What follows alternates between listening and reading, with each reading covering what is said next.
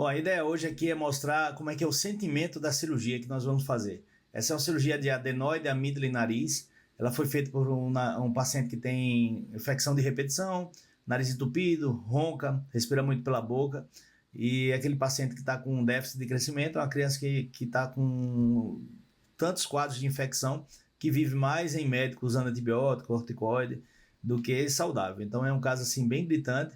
E aí nós vamos colocar aqui a cirurgia e em tempo real, tá? Essa cirurgia aqui é em tempo real, onde a gente vai poder acompanhar aqui, ó, essa primeira parte aí.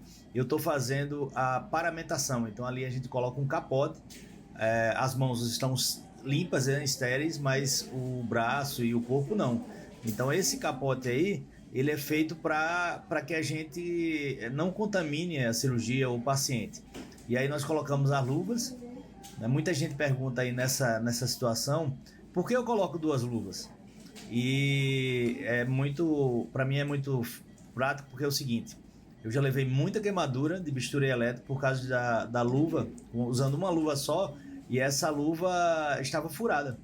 Então acaba que quando você tem o uso do bisturi ali e há essa perfuração na borracha da luva, você leva queimadura que leva até 30 dias para cicatrizar. Você vê essa cirurgia, às vezes você usa esse bisturi em alta intensidade e aí você leva realmente uma lesão por queimadura. Aí você vê um buraquinho bem pequenininho na sua mão, mas dentro está todo inflamado e está todo queimado mesmo.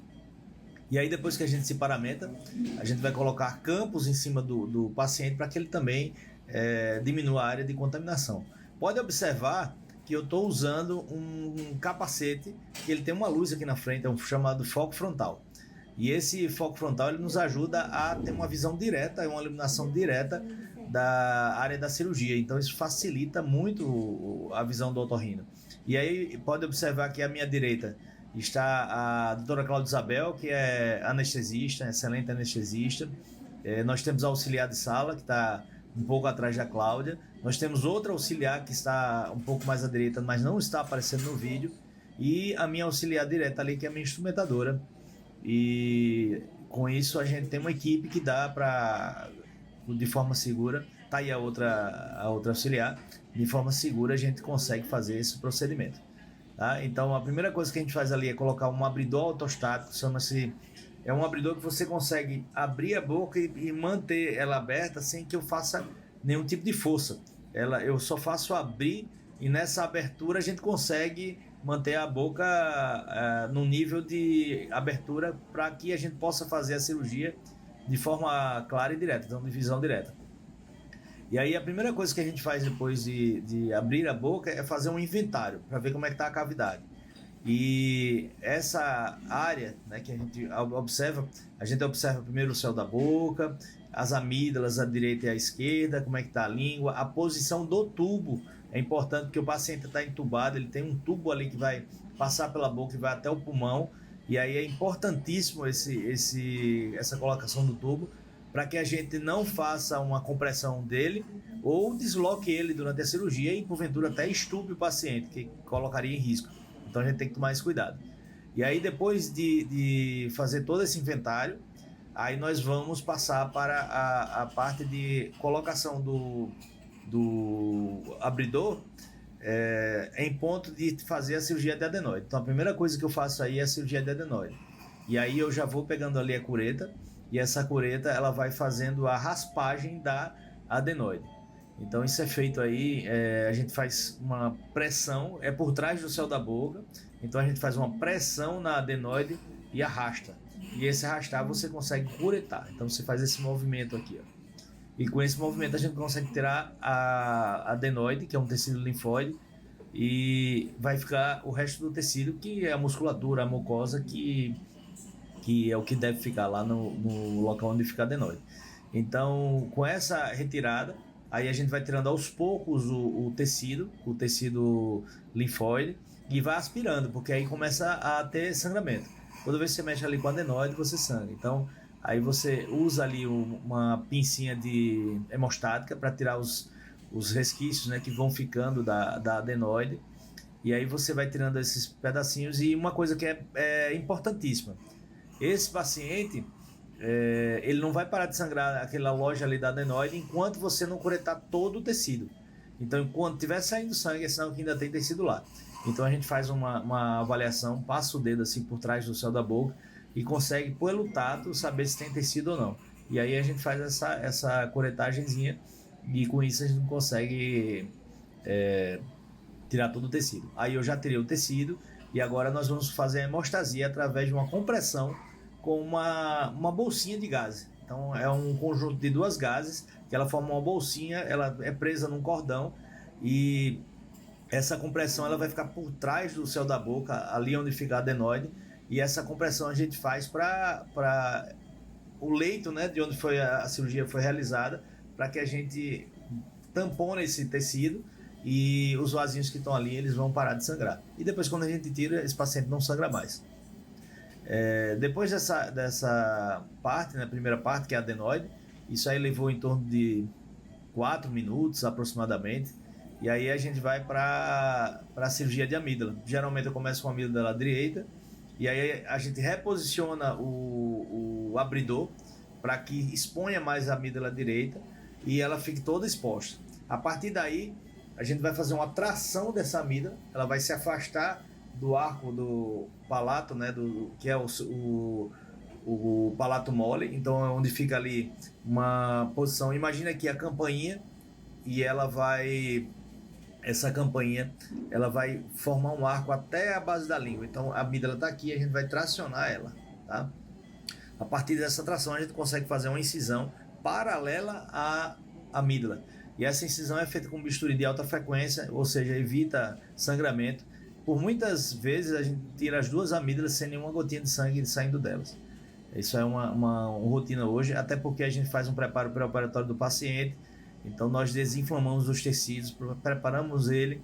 Hoje eu uso 100% dos meus pacientes, eu prescrevo aloe vera, que é um grande anti-inflamatório natural, que desinflama os tecidos e prepara o corpo para passar por esse ato, né, de cirurgia, que é um ato que agride os tecidos, e para a parte de recuperação, que é a parte de cicatrização dos tecidos.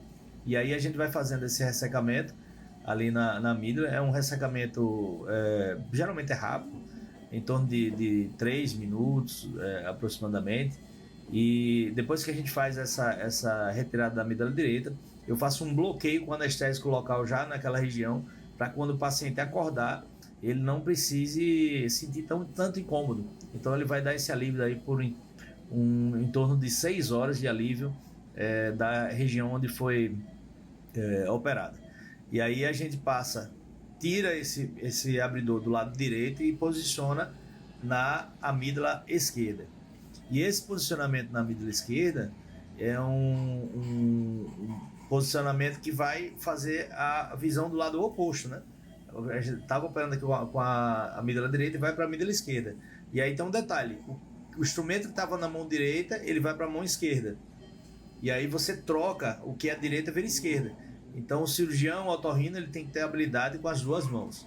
Isso é algo que é bem importante porque facilita o processo. E aí na ressecção da amígdala esquerda, a gente faz a mesma rotina. Existe basicamente duas possibilidades de você ressecar a amígdala: do polo superior para o inferior ou do inferior para o superior. Por vezes, a maioria das vezes eu opto do superior para o inferior. É uma forma mais tranquila, mais fácil. Mas às vezes a amígdala no seu polo superior ela está tão dentro dos tecidos que é melhor você ir ressecando por baixo, e você vai tirando e vai desenvolvendo a cirurgia por baixo até ficar só o polo superior. Aí facilita você ressecar o polo superior sem lesar muito o palato, né, que é o tecido que vai ficar, e principalmente a úvula, para a gente preservar a úvula. Então nesse ponto aí nós estamos fazendo esse ato de ressecção da amígdala esquerda. E aí a partir daí, quando se faz toda essa ressecção, você começa a fazer a mesma coisa que fez do outro lado. Se o paciente não sangrou, né, você vai fazer toda uma avaliação. Os pontos de sangramento nessa cirurgia é na base da língua, lá no finalzinho da amígdala, onde você tem alguns vazios que sangram. ou no polo superior, é muito comum. E também na parte mais intermediária, você sempre tem alguns vasinhos ali. Então você observa aquilo ali, aspira, você dá uma reavaliada, separa um pouco da musculatura para que você possa ter certeza que não tenha nenhum ponto de sangramento. Visto que você não tem ponto de sangramento, aí você vai passar para o bloqueio anestésico daquela região também. Então esse é o passo que a gente está fazendo aí. E a partir desse bloqueio, a gente completa, né, desde o lado direito, desde a base da língua até o outro lado, você vai ter um bloqueio que vai satisfazer isso aí no pós-operatório, e esse paciente ele não vai sentir tanto incômodo, tanta dor pós-operatório. Tá? Você vê que é um trabalho de concentração, ali está todo mundo sabendo o que está sendo feito, a instrumentadora ela está seguindo passo a passo com o que eu faço, pelo hábito da cirurgia, já de várias cirurgias. Só nesse dia nós fizemos 5 cirurgias, então existe um comprometimento, né, da equipe, e é tipo um balé mesmo, onde cada um desempenha a sua função, e aí o resultado vem com muita facilidade. Então aí a gente já está numa situação aí de aproximadamente 12 minutos de cirurgia, né, e percorrendo tudo muito bem. A anestesista ali controlando todos os sinais vitais, pode ver que ela fica observando o monitor que está acima à sua esquerda, e esse processo é feito com muita tranquilidade.